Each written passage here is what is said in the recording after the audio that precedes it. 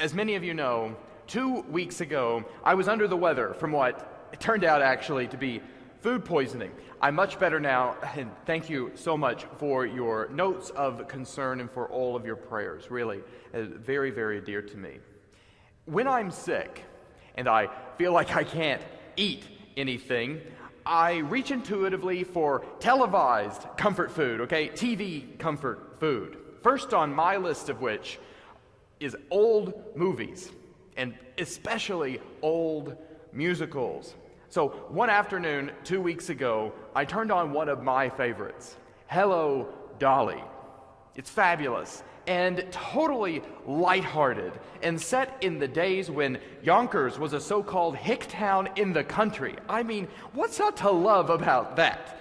Anyway, I was struck this time through by one of the proverbs that Dolly recalls her late husband Ephraim saying over and over and over. It's this: money is like manure. It's not worth a thing unless it's spread around, helping young things to grow. I just thought that was fabulous. Now, I have to admit, it's a little out of character for me. I'm not much for manure, as you all know.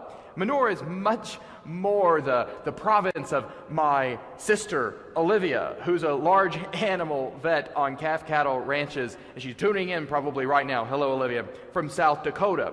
I'm much more the kind of person who says things like province, rather than being an expert on manure, like my sister, the connoisseur of manure, if you will. But I have to say, manure or not, it's one of the truest things I've ever heard about money. Because I think God is a manure spreader. And He made us to be manure spreaders too. In our gospel lesson this morning, some of Jesus' religious colleagues approach and pose a question to Him. A question that they think, no matter how Jesus answers it, is going to get Him into trouble. That's what the text means when it says they tried to entrap Him. It's an impossible question to answer without making somebody mad. Is it lawful to pay taxes to the emperor or not? They ask. And if Jesus says, no, it's not lawful to pay taxes to the emperor, well then he's in hot water with the Romans. But if he says, yes, it is lawful to pay taxes to the emperor, then he's just alienated a whole swath of his fellow Jews who despise their Roman overlords. There's no way he can answer this question directly and not really alienate somebody and get himself into hot water. And so he just doesn't answer it directly. Instead, he reframes the question. The question as posed to Jesus is whether it is religiously lawful to use money in this way, to pay taxes to the empire. And Jesus responds basically by saying that that is not the religious question at all. The question, is it religiously lawful to pay such and such, is something like an attempt to engineer holiness artificially, as though Jesus could prescribe a ready-made financial formula, and we needed only to follow his counsel and write a check out to God for such and such an amount, as though Jesus were in the business of running one of those NPR-like fundraising campaigns and pledge drives. Jesus never gives us any such formula, never reduces the financial life to writing a check out to the Almighty. There's no neat set of yes, do thises and no, don't do that's that he gives us guaranteed to generate holiness in our financial lives. When asked point blank by people what they should do with their money, Jesus applies the spiritual scalpel, as it were, in a different way each time. He tells the rich young ruler, for instance, "Go, sell your possessions and give the money to the poor," charging the rich young ruler basically to go and liquidate all his assets, all of them, and then give away the proceeds. But Jesus is satisfied, actually, when Zacchaeus, the tax collector, after having a conversion experience, as it were, agrees to give half of his possessions to the poor and to give back anything he had cheated anybody out of as a tax collector. That is, to repair any exploitation he had perpetrated against another in the course of his business at 4 times the amount, in fact. He has to repay it at 4 times the amount. Both tall orders, don't get me wrong, okay?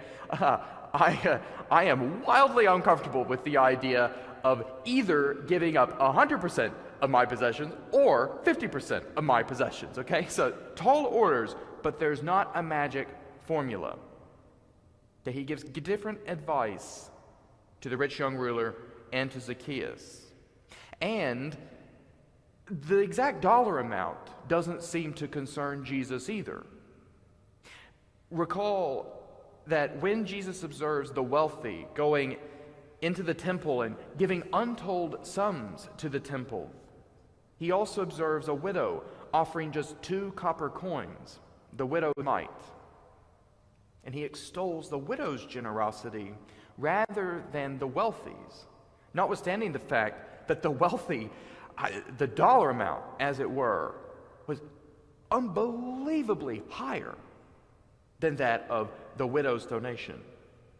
But he extols the widow because, unlike the wealthy, the widow had given all that she had. And when Jesus' opponents this morning straight up ask him for a formula regarding taxation, should we pay it? Should we not? Should we fudge the numbers a little bit? Should we give all that we're required to, etc.? Jesus totally dodges that question, leaves it to the side, and takes instead the opportunity to cut money spiritually down to size. He asks for a coin, and he's given one. And he says, "Whose head is this?" It's the emperor's, presumably Tiberius's. And Jesus says, "Give then to the emperor the things that are the emperor's, and to God the things that are God's." As though the coin were a jacket with the name Emperor Tiberius sewn into the label, right? Well, okay, it's the emperor's. Well, give it back to the emperor. Fine. It almost seems as though Jesus is shrugging it off, but it's actually, I think, more profound than that. The word the NRSV translation translates head, as in Caesar's head, the emperor's head on the coin, is actually broader, more general in the original Greek. The word Jesus uses is icon, which means image or likeness. As in, he holds up the coin and says, "Whose image or likeness is this?" And in saying that it's the emperor's image and not God's on the coin, Jesus reminds his listeners, it reminds us, that money is not divine. It's not. Money is a human invention, a tool we use to organize our common life. Literally, in Jesus' case, it's a piece of metal inscribed with a picture of Tiberius' head and his title. In our case, these days, if your financial life is like mine, it's, a piece of plastic that I swipe or stick into a card machine, or even just numbers on an app on my smartphone screen. Money is a resource, a finite one, and it's a symbol of resources. And just that, it's a finite human thing. And money carries all of the promises and obligations that attend all such finite human things. from duck confit to cell phones to operas to football. Okay? They're capable of being used well when they go with the grain of the image or the icon of God in us, and of being used poorly when they go against the grain of the image or the icon of God in us. Beyond Jesus' clear and unequivocal concern for the well-being of those who live in poverty and destitution, it seems to me that Jesus thought about money less in terms of particular budget lines and more in terms of the way that it reflects the overall shape and posture of one's life as a whole. The question Jesus seems really interested in, and which he puts before each of us, I think, this morning, is what do our financial lives say about us? Money itself, the dollars and coins in our pockets, or I suppose by extension, the numbers on my cell phone screen. Money itself bears merely the image of the state, or in the case of Americans, it literally is inscribed with the Federal Reserve Bank. The question is how much the way we use our money bears his image, the image of Christ, who is himself the image and icon of the invisible God. As we profess each week in the Creed, God is not just one, but three in one. A perpetual movement of self-gift, which constitutes God's own life. As the Father gives all that the Father has and is to the Son. And then the Father with the Son gives all that they have and are to the Spirit. And the Spirit with the Son giving all that they have and are to the Father in thanksgiving. The being of God is gift and offering and sharing all the way down. That's what it means for God to be God. That's what the 4th century theologians who wrote the Creed were trying to describe. And in the life, death, and resurrection of Jesus of Nazareth, the Word made flesh, the incarnate Son, we see what that divine life of perpetual gift, that divine flow, as it were, looks like in human form. And we carve out the image of that divine flow, that image of God in each of us, by imaging the image, as it were, the image which Jesus is. If that makes your head spin, the takeaway is very simple. It's just that in our financial lives, as in every other part of our lives, we flourish and thrive when we look like Jesus. And Jesus was a human translation of that divine mode of being, that divine flow with money, as with everything else. God being maxime liberalis, as St. Thomas Aquinas puts it, maximally free-handed in everything, always offering, always sharing, always giving. And Jesus was like this, with money, as with everything else. Whether he was celebrating the widow's mite, or counseling his disciples to give their cloaks also to any who take their tunics, or praising Zacchaeus' spiritual breakthrough in repairing his exploitation and giving massively from his heart. We flourish when we give to others of what has been given to us, not just by God, but simultaneously by human others. And this, I hazard, is actually true at every level of our financial lives. When capital flows justly and generously between individuals and organizations and even nations.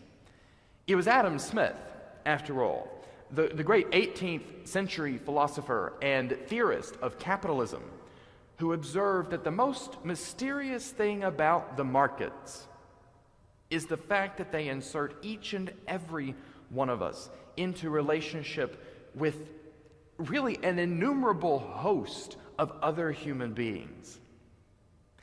Adam Smith thought this was the coolest thing about the markets. The fact that they put us in relationship with other people, people we'd never even met, people we would never even meet. Relationships, in fact, of dependence. We would depend on all of these other people.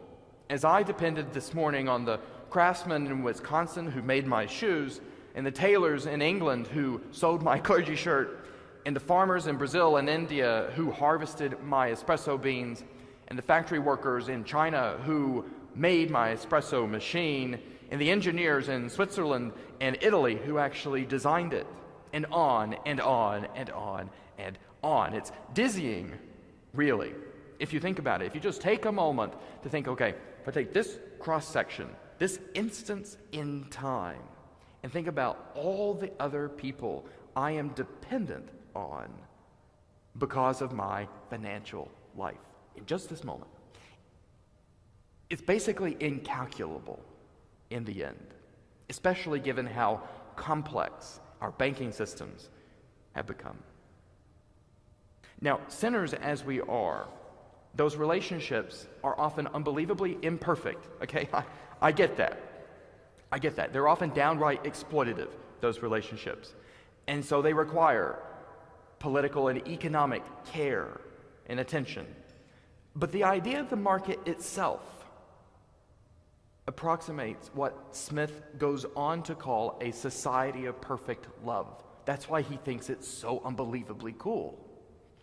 A society of perfect love in which each gives to the other of what they have and are, in complex networks of exchange that can steer even sinful self-interest towards the benefit of all. The upbuilding of the wealth of nations, as he would put it.